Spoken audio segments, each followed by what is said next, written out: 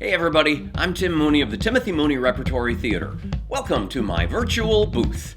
Just over 20 years ago, I went crazy wild writing 17 new adaptations of the plays of Moliere in rhymed iambic pentameter and quickly discovered how fun they were to act in and found myself getting cast in a bunch of the roles that Moliere himself first played almost 400 years ago. Birthday number 400 will be in 2022. Long story short, I created a one-man show, Moliere Then Thou, with me as Moliere playing some of his favorite roles. His cast all came down with food poisoning and he didn't want to refund the audience's money. I had a blast, the audiences did too, and it all packed up nicely in my car, so I took it on the road. Never anticipated I'd be on the road for 20 years, performing this show maybe 500 times. I stopped counting. Oh, I contemplated here, completely off my guard, with nothing else about or near, it quickly hit me. Your eyes so sly, I did espy with speed beyond belief.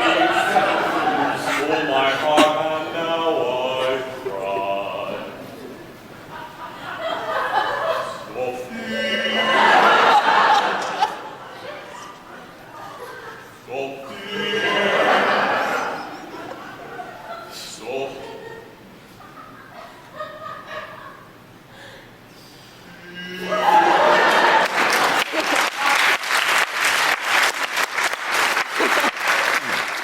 On a crazy, insane whim, given that I was pretty much taking up residency in the 17th century, I decided to memorize one monologue from every Shakespeare play because, I don't know, they were there.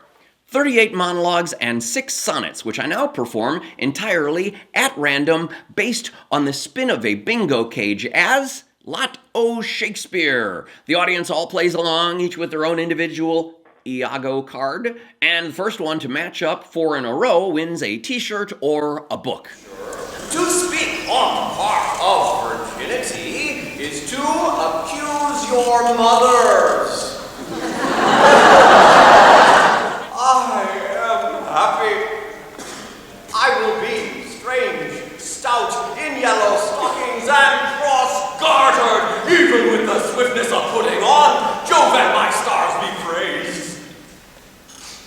Here is yet a postscript. Somewhere in there, I realized that those speeches that were drawn from Shakespeare's history plays make a lot more sense when they're actually in historical order, and so I added a bunch more monologues from those history plays with a fair amount of snarky narration, and came up with Shakespeare's Histories, 10 epic plays at a breakneck pace, filling in the gaps of history to make those hard-to-penetrate Shakespeare history plays make sense in a whole new way. Let me prophesy, the blood of English shall manure the ground. Oh, if you raise this house against this house, it shall the woefulest division prove that never fell upon this cursed earth. Prevent it, resist it, let it not be so, lest child's children cry against you woe. I have been studying how I may compare this prison where I live unto the world. And because the world is populous, and here is not a creature but myself, I cannot do it. Yet I'll hammer it out. All their manhood's cheap, whilst any speaks that fought with us upon St. Crispin's Day!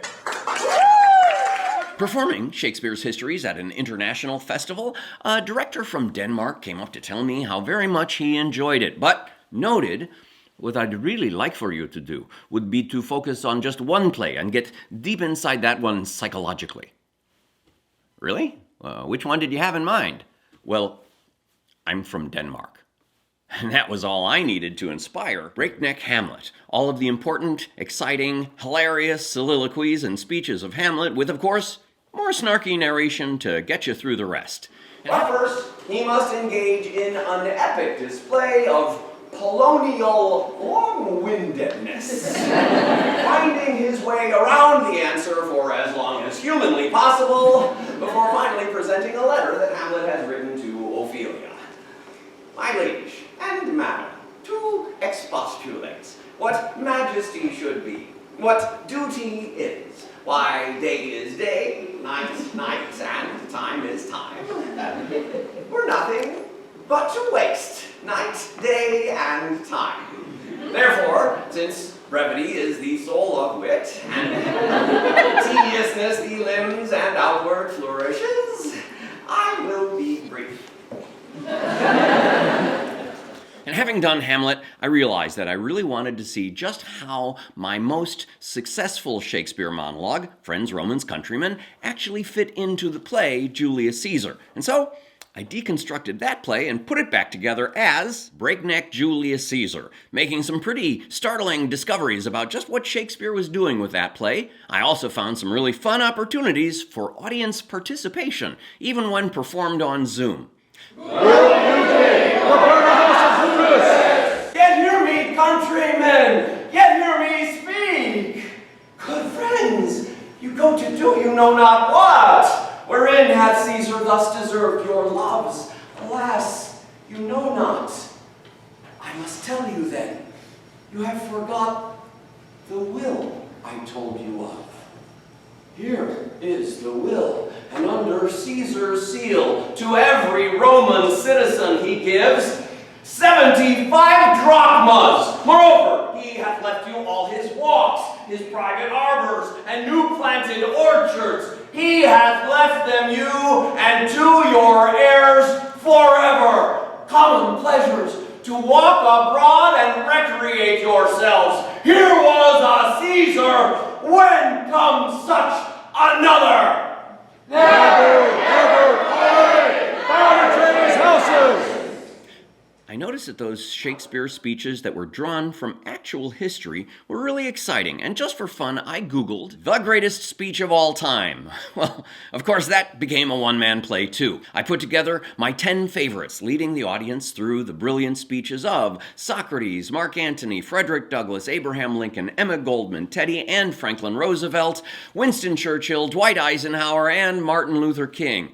It's pretty inspiring. Speaking in 1912, after already having served as president for nearly 2 full terms, from 1901 to 1909, Roosevelt was here getting back into politics, this time not as the leader of the Republican Party, but rather that of the newly formed Bull Moose Party. Friends, I shall ask you to be as quiet as possible. I don't know if you fully understand that I have just been shot. But it takes more than that to kill a bull moose. But fortunately, I had my manuscript. So you see, I was going to make a long speech, and there is a bullet. There is where the bullet went through. And it probably saved me from it going into my heart. The bullet is in me now, so I cannot make a very long speech, but I will try my best. And so, 20 years flew by with me performing all of these shows on the road while putting about 750,000 miles on my car, probably racking up a lot of damage to the climate in the process. I knew that I really had to make up for all that carbon in the atmosphere, and the only way that I knew how. And so, Man Cave, a one-man sci-fi climate change tragicomedy. The last man on Earth at the end of climate change broadcasts to whatever Klingons or Vulcans might still be out there listening, trying to explain how not to do what we did. It turns out not only is this show good for the arts crowd, but it's also a hit with the sciences, as well as, people who actually care about the planet. Really? Sweden? New Zealand? There's somebody there in New Zealand, right? Okay, well, Proxima Centauri, or Termina Centauri, or someplace in between. My voice goes out and you'll hear it in 30 years? 3,000 or so? And then you'll talk back. And 66,000 years from this tick, you'll talk to a very hot planet in your own unique accent with your own special diction. Of course, I won't be here. Nobody will. And you'll have learned English for no good reason. Unless maybe you manage to download some Shakespeare. But the planet itself won't be dead. Sure, the roads will all crumble, the buildings collapse, and maybe the last living things to survive will be cockroaches and some fungi. You might find yourself talking to some really fun guy. Almost everywhere I go, people ask, how did your life turn out this way? You should do like a keynote address or a workshop or something to explain just how somebody ends up making their living doing one-man plays. And I thought about that and decided it would make a really great one-man play. Lost at Santa's Village, how one man ended up making his living out of performing one-man play after another with, life lessons along the way. Following a fairly good performance of Moliere than Thou, a fella from the audience joined me for a beer and planted a thought in my head. He said, you really ought to submit your resume to the local Shakespeare Festival because they're still looking for their Macbeth. Angels and ministers of grace defend us. I had never imagined myself as Macbeth, but somewhere along the line, I had grown out of that skinny, nebbishy undergrad self to somebody might see as Macbeth. Once again, sometimes you just need somebody to see something in you to grasp the extent of your potential. Why? Because you're already inside you and won't necessarily realize that that special something is not already somewhere in everyone else. Oh, and then the pandemic hit, and I somehow found a way to turn all of these shows into remote, virtual broadcasts that I could do from home if I needed to, with a lot less damage to the planet. I still travel, but I'm leaving a lighter footprint. Probably more than you need to know. Anyway, check out my website, check out my videos, look up my schedule, drop me a note, leave me your address, or give me a call. I'm here for you and your students, or your teachers. I now offer teachers free remote previews of these events on a regular basis, and love nothing more than to share my stuff with whomever I can get to watch. See you on the stage. Be safe out there. I would only ask that you come back again some night when we are, as they say, fully staffed.